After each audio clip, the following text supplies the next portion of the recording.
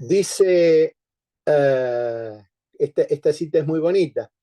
En la Vuelta al Mundo de 80 días, uno de los personajes, Phileas Fogg, en el último tramo de su vuelta al mundo, está cruzando el Atlántico de regreso a Inglaterra desde Nueva York, ante la falta de carbón, comienza a derribar las estructuras adicionales de madera del propio barco que alimenta con ella, para alimentar con ella las calderas de las máquinas de vapor. Empieza a destruir el barco del globo, ¿no? Para poder seguir generando calor. Y entonces dice Sloterdijk, con el barco que se quema a sí mismo, de Phileas Fogg, Julio Verne encontró nada menos que una metáfora universal de la era industrial. Evoca la fatal autorreferencialidad de un tráfico que quema sus propios fundamentos.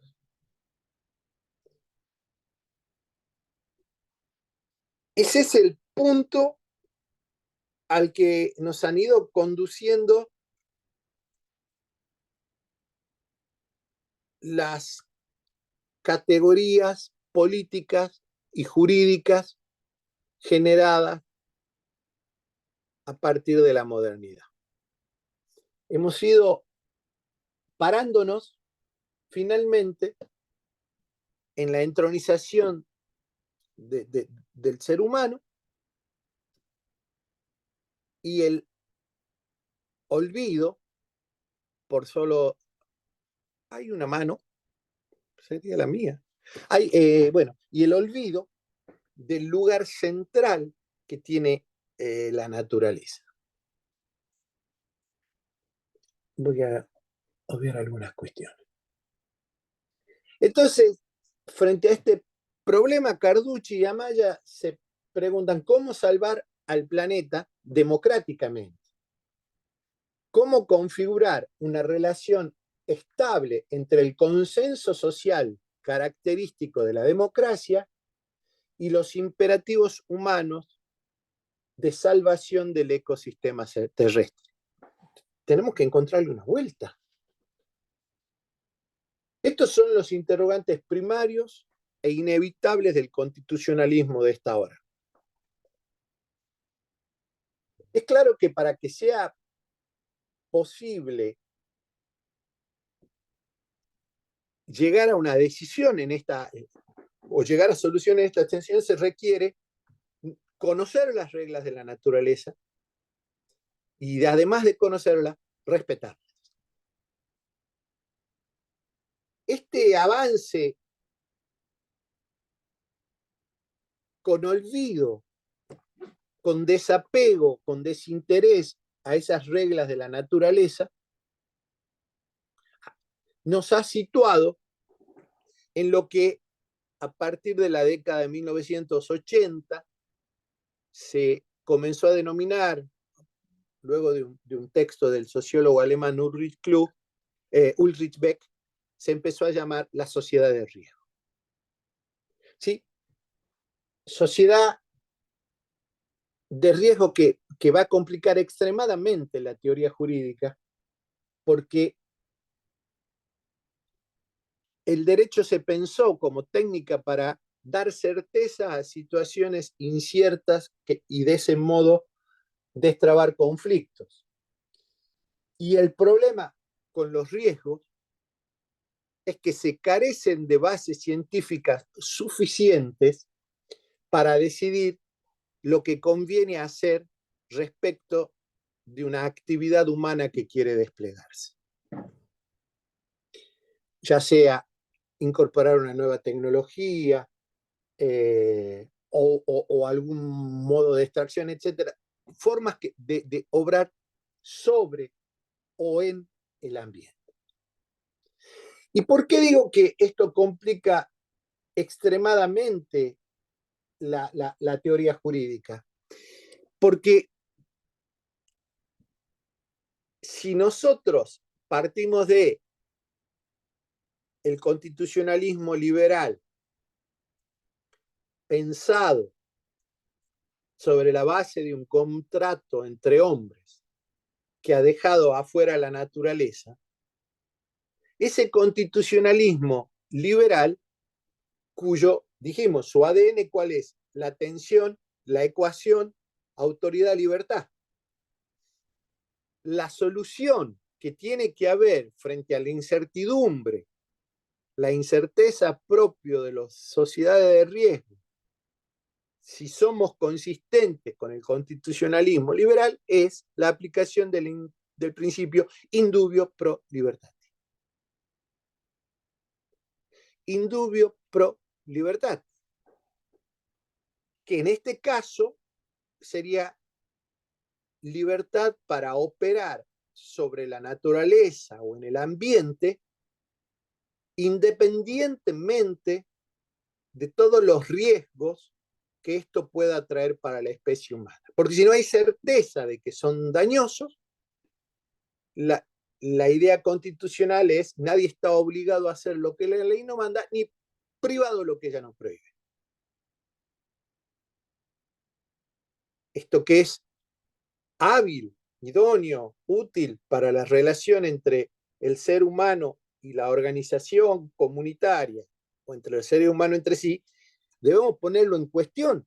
Este principio del constitucionalismo liberal sirve para preservar la especie, sirve para evitar la degradación de la naturaleza. Obviamente, ya sabemos, todos tenemos la reflexión, que los ambientalistas han generado respuestas. Ambientalista, sí señor. Quien escribe en el chat, yo lamento, pero me cuesta mucho leer el chat y dar la clase, pero es correcto. Es el principio precautorio. ¿Sí? Precautorio, sí, la prevención y la precaución son los principios del derecho ambiental. Entonces, dice una cosa muy interesante en función de esto, en un diálogo entre Ulrich Beck, el teórico que ha postulado la sociedad de riesgos, y Daniel Solo, que es un filósofo italiano, dice que han surgido lo que se llama riesgos globales. Ya no son solo riesgos situados, pequeños, determinados, son riesgos globales. Y entre los riesgos globales enuncian la crisis ecológica y las turbulencias de los mercados financieros.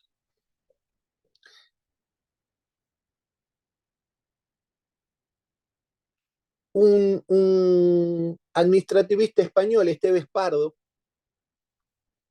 en línea con esta idea ha escrito lo siguiente: las modernas sociedades han experimentado en paralelo a su desarrollo tecnológico un cambio ya muy perceptible en el origen de los daños que pueden afectarlas.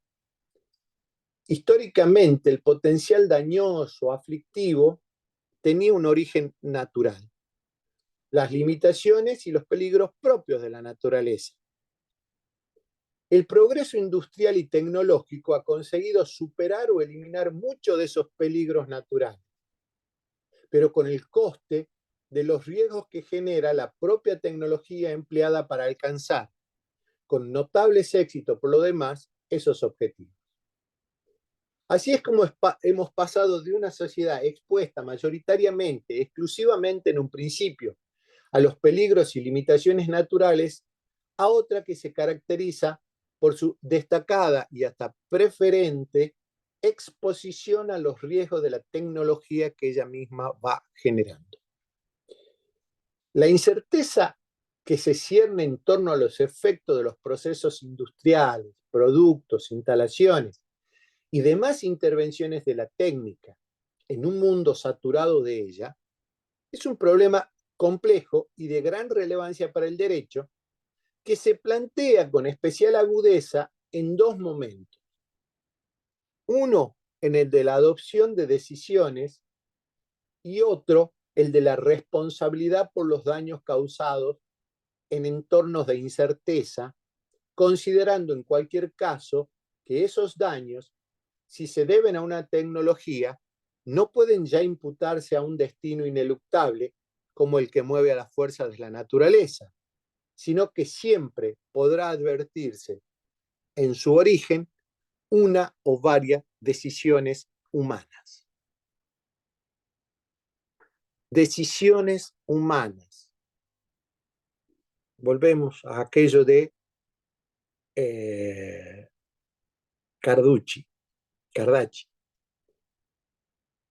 La posibilidad de tener instituciones, y aquí tener actividades, industrias, etcétera, que toman decisiones sobre la calidad, existencia, deterioro, destrucción, subsistencia de elementos que hacen a nuestra posibilidad de vida como especie, nuestra y de otras especies. De ese modo, vuelvo a lo que les comentaba, el riesgo al daño ambiental desafía el código genético del constitucionalismo tradicional autoridad-libertad, que se expresa en el aforismo indubio pro libertad. Una decisión que fuera congruente con este debería permitir las acciones riesgosas. Pero se ha llegado a un punto en que la naturaleza no tolera más nuestros errores. No tolera más nuestros errores. Beck lo señala con claridad. Lo que causa la catástrofe no es un error, sino los sistemas que transforman la humanidad del error en fuerzas destructivas incomprensibles.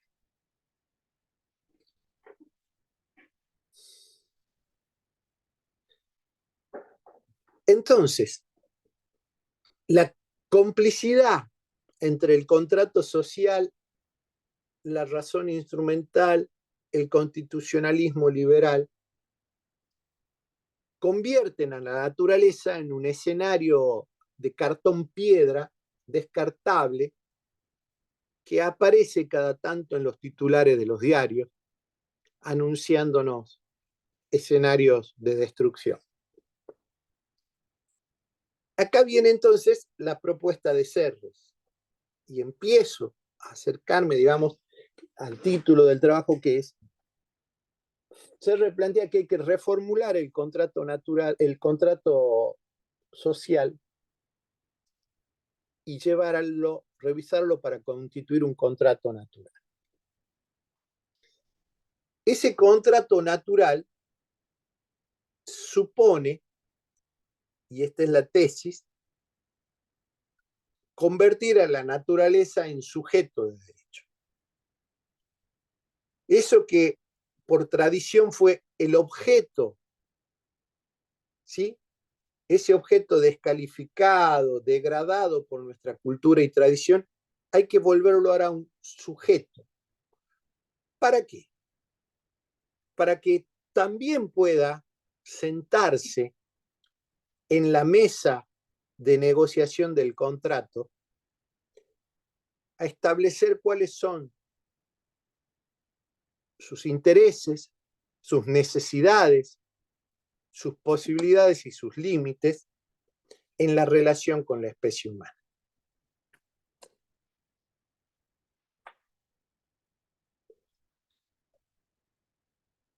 Lo que está en riesgo no es, insisto, la extinción del planeta Tierra. Lo que está en juego, en riesgo, es nuestra extinción. Habrá otras formas de vida, mutarán los seres, seguirán existiendo las cucarachas, que deben ser los sujetos más antiguos, digamos, que la vida que anda por este planeta. Cambiarán, pero va a seguir dando vueltas, va a seguir dando vueltas la roca, va a seguir dando vueltas. No estaremos nosotros, ni descendientes, ni seres de nuestra especie, quizás. Pero hay que poner la atención en esto. Entonces, hay que repensar el constitucionalismo para que ese constitucionalismo establezca las bases para la existencia y no para la muerte de la especie humana.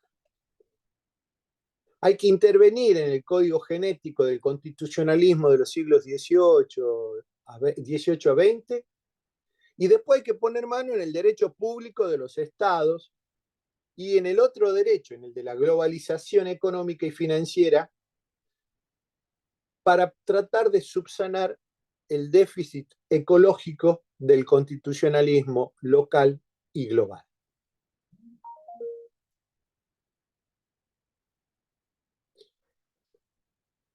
Para ello, debemos incorporar, para ello no alcanza con incorporar algunos capítulos o artículos en las constituciones sobre el derecho al ambiente sano, al desarrollo sustentable, a la no contaminación, a la biodiversidad. No basta con establecer nuestros derechos a eso.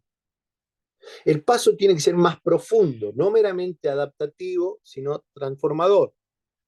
Debemos escribir las próximas constituciones, digo esto metafóricamente, en papel verde, con tinta verde, con ideas y con sentimientos verdes. Debe darse el paso desde el paradigma ambientalista a un paradigma de ecología profunda. Entonces, vamos a intentar avanzar en esta idea de considerar a la naturaleza como sujeto de derecho, porque si no es sujeto no podemos refundar el contrato. Va a seguir siendo un contrato social que tendrá estos, entre comillas, objetivos, capítulos, etcétera, vinculados con dónde vamos a estar viviendo, pero sigue siendo un contrato entre humanos. Y la idea es cambiar el paradigma, romper ese paradigma y pasar a un paradigma donde la naturaleza deja de ser objeto y es sujeto. Y lo iba a decir más adelante, pero lo anticipo. Esta idea de la escisión entre el sujeto y la naturaleza tiene 500 años o 600 en el pensamiento occidental. En el pensamiento griego no se daba esa escisión. No era posible pensar el sujeto frente a la naturaleza. El sujeto era parte de la naturaleza. ¿Sí? La fisis abarcaba lo natural y lo humano. La ruptura entre la naturaleza por un lado, el sujeto por el otro, y entonces la relación de poder entre uno y otro va a surgir recién sobre los fines de la Edad Media con la modernidad. ¿Cuál es la idea entonces? Bueno, limitemos al sujeto depredador, la especie humana, el ser humano, conformando otros sujetos que, perdón, acá me salió un mensaje, conformando nuevos sujetos, poniendo en la discusión otros sujetos. Esta idea que va tomando en va tomando algún vuelo, también ha sido negada, ha sido rechazada. Hay un filósofo francés, Jean Thomas, quiero encontrar la cita, perdónenme, que se opone a esta idea con la siguiente planteo. A ver, más atrás. A ver, está acá.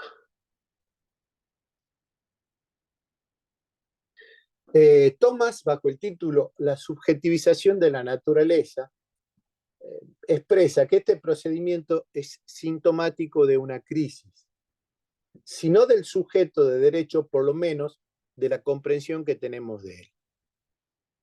Demasiadas veces se confunden dos datos bien distintos, dice Thomas: el sujeto real, natural, y el sujeto artificial, instituido.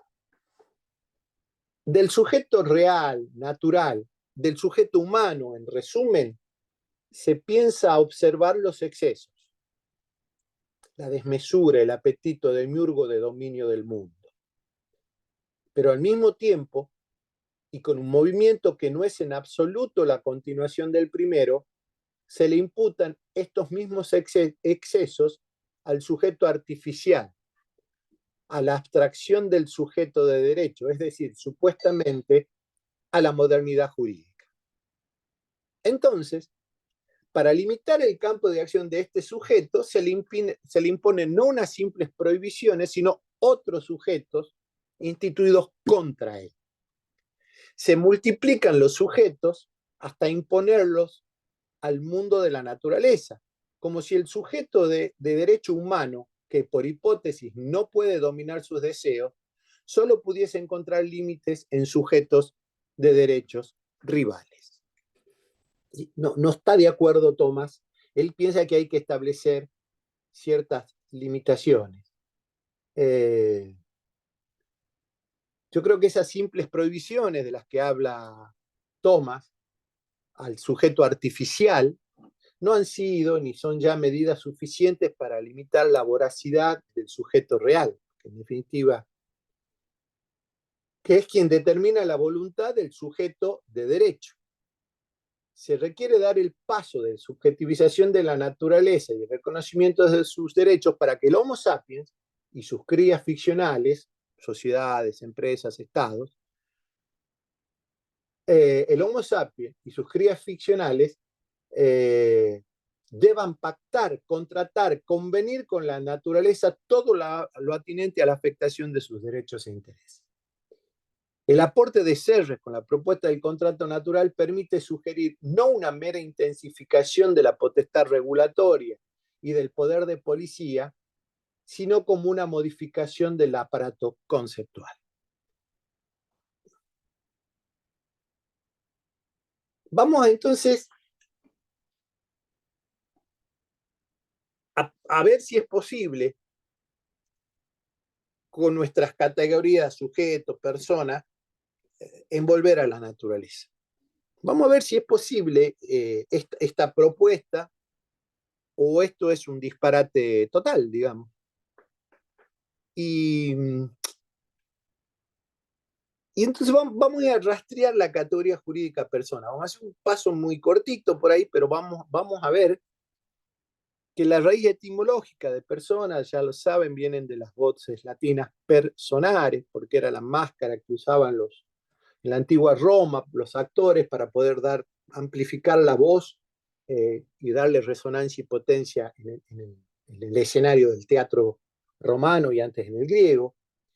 La palabra deja de representar ya la máscara para denominar al actor enmascarado y luego deja de ser el papel que desempeñaba para pasar a ser el personaje. Entonces hay un desplazamiento de la denominación. La expresión persona pasa al uso jurídico para mencionar al sujeto dotado de representación propia en el derecho. Persona es el sujeto que tiene una representación propia en el ámbito del sistema jurídico.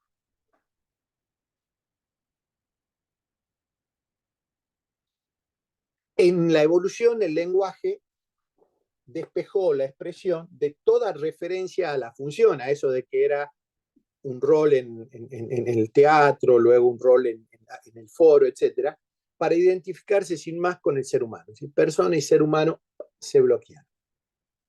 En el léxico jurídico, sin embargo, persona expresa algo más. Persona, ya que para las leyes, el género persona es el género en el cual se engloban dos especies. Todos los seres humanos, por un lado, y algunas otras entidades que se forman por seres humanos, pero que se distinguen de sus integrantes. Asociaciones, organizaciones e instituciones creadas por los seres humanos, calificadas como personas morales, personas de existencia ideal, personas jurídicas, etc. Acá, además, hay que tener en cuenta que existen personas jurídicas que están formadas por otras personas jurídicas, lo que hace cada vez más mediato el nexo entre el ser humano y la persona jurídica. Si bien existen antecedentes, Savigny es el que con toda claridad pone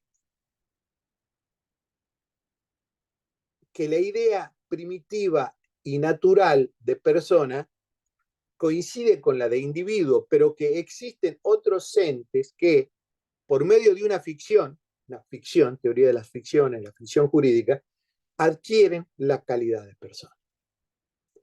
Hay una ficción. En el siglo XX, Francesco Ferrara, va a partir de la distinción entre ser humano y persona efectuada por Savigny. No se superponen los conceptos.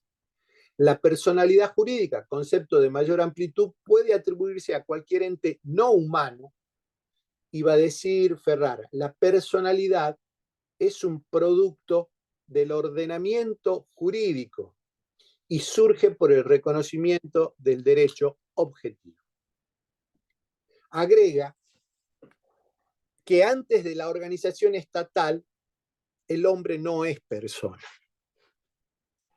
Y que formando un ordenamiento jurídico, la historia demuestra que por largo tiempo han existido una clase de hombres a los que se le negaba la calidad de sujetos de derecho, como el caso de los esclavos, y que la personalidad podía también perderse como consecuencia de una condena penal, la muerte civil, o por la asunción de un estado religioso, la vida monacal. Entonces, y acá pongamos atención, la personalidad jurídica es para Ferrara una forma jurídica, un modo de regulación, un procedimiento de unificación, la forma legal que en el derecho objetivo reciben ciertos fenómenos de asociación y organización. Por ende, no hay para Ferrara objeciones técnicas jurídicas para reconocer personalidad a entes no humanos. Pero entiende que debe cumplirse una condición, que la atribución del carácter de persona a entes no humanos se ajuste a la finalidad del derecho de realizar los intereses humanos, sociales, económicos, religiosos, etc. ¿Sí? Quien va a radicalizar ya la concepción formal de la persona va a ser Kelsen. La persona va a ser una pura abstracción, ese centro ideal de imputación de normas. Personas física, jurídica o colectivo presentan idéntica estructura formal. La personificación de un conjunto de normas jurídicas, de obligaciones y de autorizaciones. Concepto absolutamente formal. Y a partir de ese concepto formal, que equipara al ser humano con la organización de intereses, etc., llegamos a que, por ejemplo, la resolución del Parlamento Europeo del 16 de febrero de 2017, hace 5 años, que genera recomendaciones a la Comisión sobre Normas de Derecho Civil sobre Robótica, considere en esta resolución consideran que es necesario atribuir la personalidad jurídica a determinados tipos de robots. Entonces dice, se trata de la resolución entre sus recomendaciones expresa. Se trata de crear a largo plazo una personalidad jurídica específica para los robots, de forma que como mínimo los robots autónomos más complejos puedan ser considerados personas electrónicas responsables de reparar los daños que puedan causar y posiblemente aplicar la personalidad electrónica a aquellos supuestos en los que los robots tomen decisiones autónomas inteligentes o interactúen con terceros en forma independiente. La posibilidad de otorgar personalidad jurídica a los robots debe responder a un ajustado planeamiento. Bajo esta órbita, dimensionarlo acabadamente es estimarlo en función de los fines que a través de ese abordaje se persiguen. Desde luego que no se puede considerar al robot como agente moral. Sin embargo, es posible que el derecho utilice conceptos afines de instrumentalizar formal y convenientemente la realidad jurídica. Es posible que el derecho, repito, utilice conceptos afines de instrumentalizar formal y convenientemente la realidad jurídica. En tal sentido, debe pensarse en un régimen especial relativo a los robots autónomos, etc. Y dice, una categoría ordenadora puede partir por diferenciar persona electrónica, persona humana y persona jurídica. Obviamente, son, son tres realidades totalmente distintas. Sin perjuicio de ello, el derecho se sirve de esa categoría a los efectos de alcanzar su fin. Vamos viendo entonces esta idea de dar una mirada a la teoría de la persona, un rápido vuelo en esta charla, es para señalar que no hay una sustancialidad del concepto persona que permita vincularlo a sujeto, sino que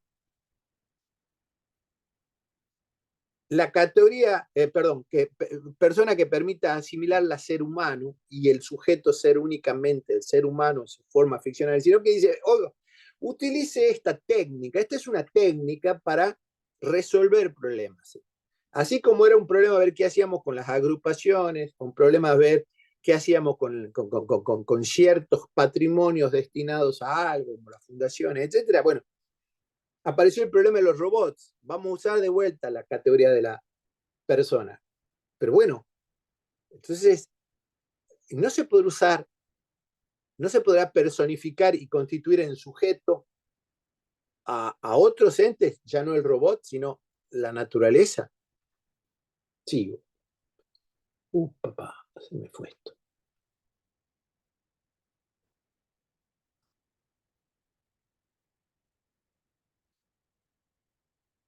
Acá estamos.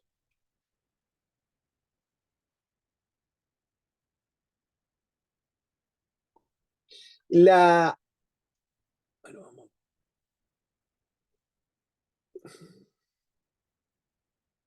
Nuestro país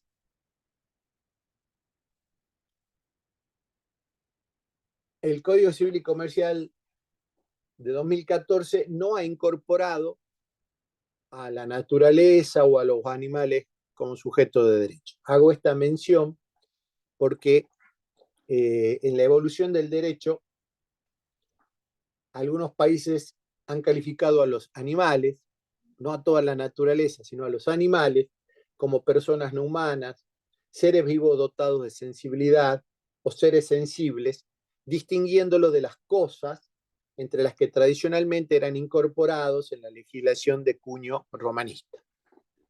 En la Argentina, la reforma del Código Civil, bueno, después me pide la palabra y lo dicen, porque son interesantes los aportes, pero no los puedo leer. En Argentina, el Código Civil del 2014 no incorpora la consideración de los animales como sujetos de derecho. No obstante, ese posicionamiento legislativo, se han dictado fallos que calificaron a la orangutana o a un chimpancé como sujetos de derecho iure proprio, en su condición de personas no humanas. Sí, que alguien decía algo de Cambridge.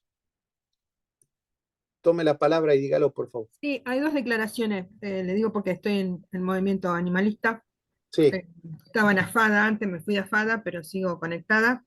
AFADA es la que logró el fallo de la Orangutana. orangutana Sandra.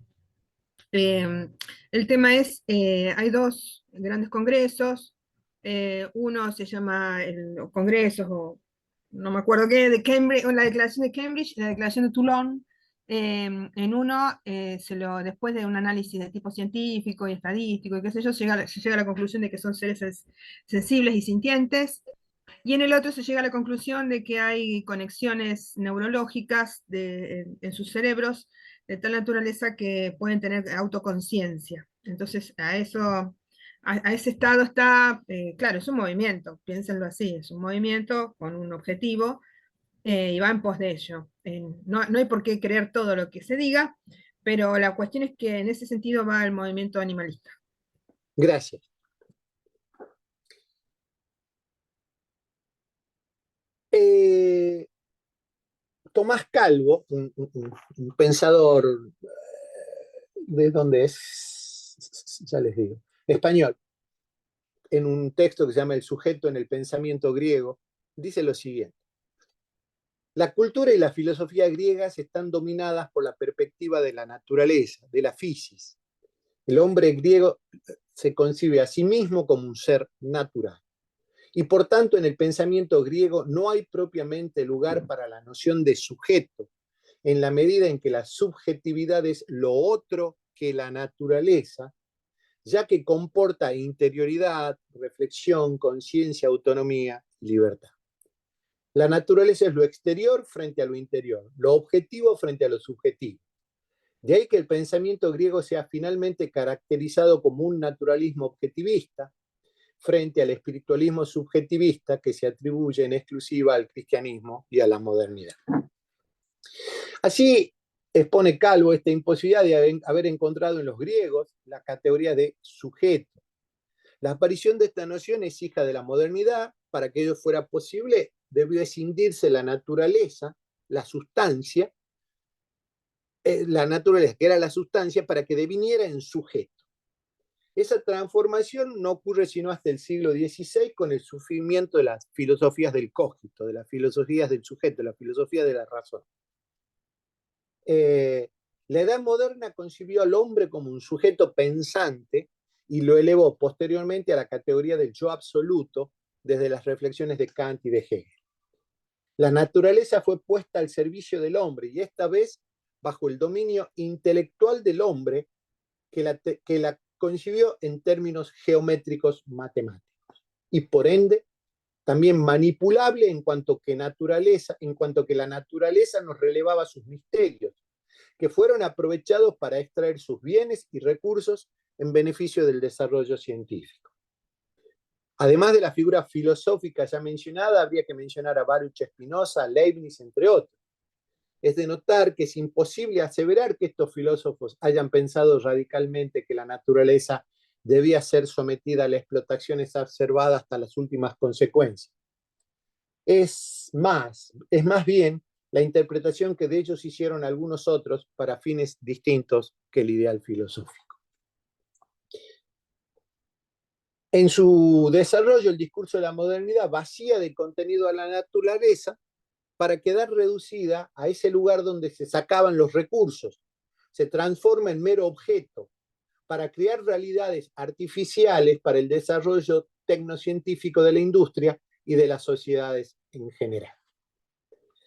En esa transformación se pierde la forma en que la ciencia romana del derecho adjudicaba ventajas y desventajas a cada ser, animado o inanimado, que era el jus.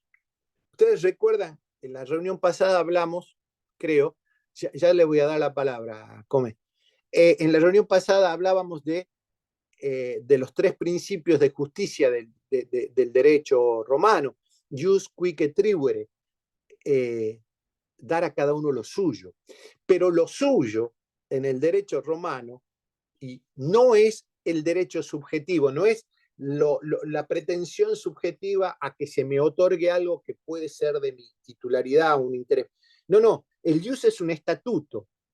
El jus es el régimen jurídico en el cual un objeto se integra en ese orden general. ¿Sí?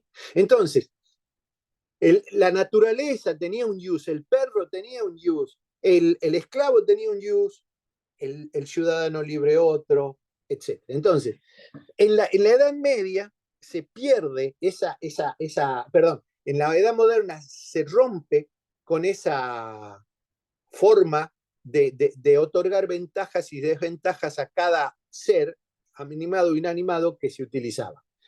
Después ya te doy la palabra. Michel Villey, un jurista francés y un naturalista, dice lo siguiente: no parece nos parece que el jus busca describir no derechos, sino estatutos. Estatuto de las cosas o estatuto de las personas. Jus fundi, derecho de la finca.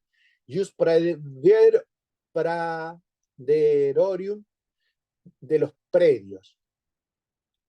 Jus italicum, derecho itálico. Jus civitatis, derecho de la ciudadanía. Jus actoris, derecho del demandante. Jus venditoris, derecho del vendedor, etcétera, etcétera. Observamos aquí cuánta amplitud sabe desplegar el derecho romano en la ejecución de este programa. Con qué finura distingue entre las diversas condiciones de las personas.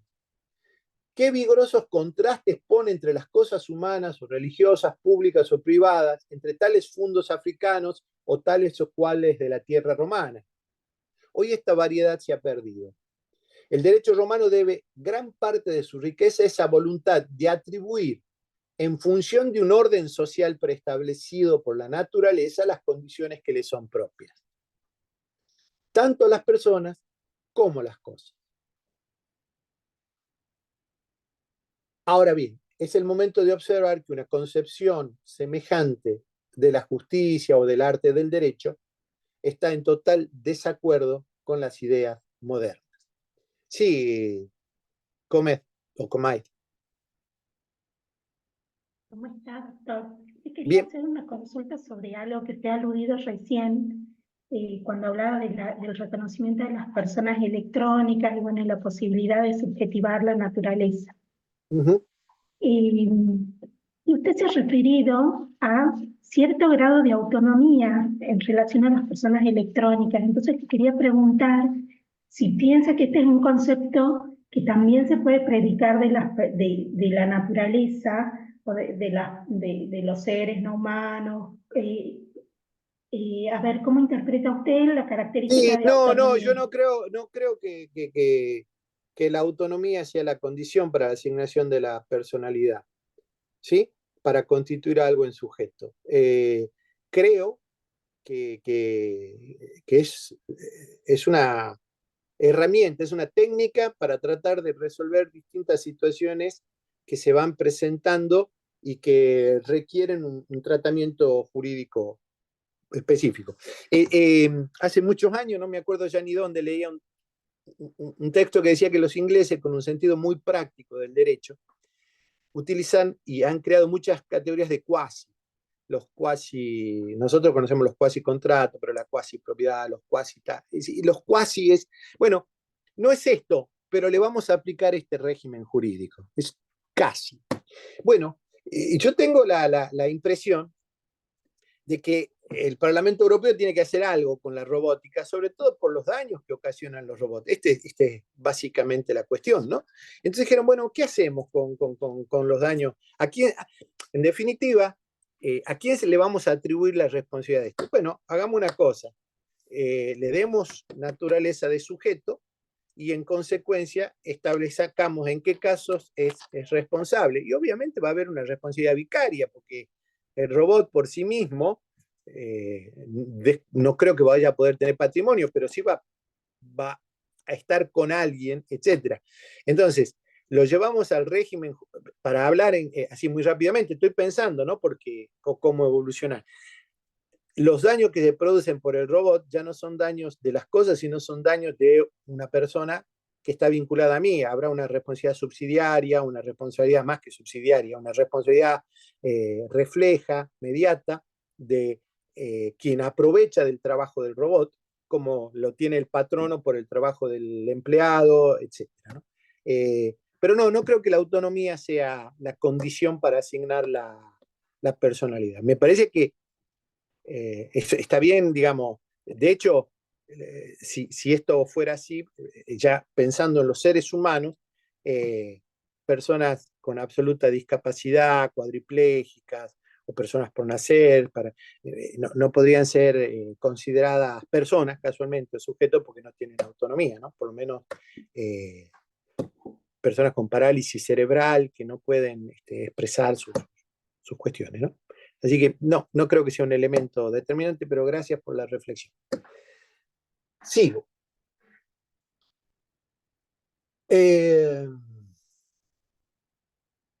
Villey, sigo con Villey, para quien, según su interpretación del derecho romano, allí se atribuían derechos, ius, a seres no humanos para proteger o preservar ciertos valores, bienes o intereses que la sociedad consideraba relevantes. Cabe entonces preguntar, ¿es posible ahora, después de 5 o 6 siglos de haber escindido al sujeto de la naturaleza, volver a atribuirle derechos, como en el derecho romano, el ius de ciertos fundos, el ius de ciertas tierras, ¿sí? Pero no ya en el sentido romano de estatuto, sino en el sentido moderno de otorgarle a la naturaleza el poder o facultad de actuar, tener, gozar, que caracteriza el ius moderno. ¿Y será posible que esos derechos, esos ius, sean producto de un contrato en el que ella participe? Hacemos la pausa acá para, en la segunda parte, tratar de avanzar en algunas respuestas, a ver qué ha ido pasando respecto de esto. ¿Sí? ¿Está más o menos claro el planteo introductorio? ¿Sí? Bueno, perfecto. Hacemos una cosa. Yo veo que son en mi reloj 16:22. Nos damos a las 16:35. Nos volvemos a conectar, así hacemos una horita más. Ok. ¿Sí? Bueno, perfecto. Gracias, doctor. Gracias. Hasta luego.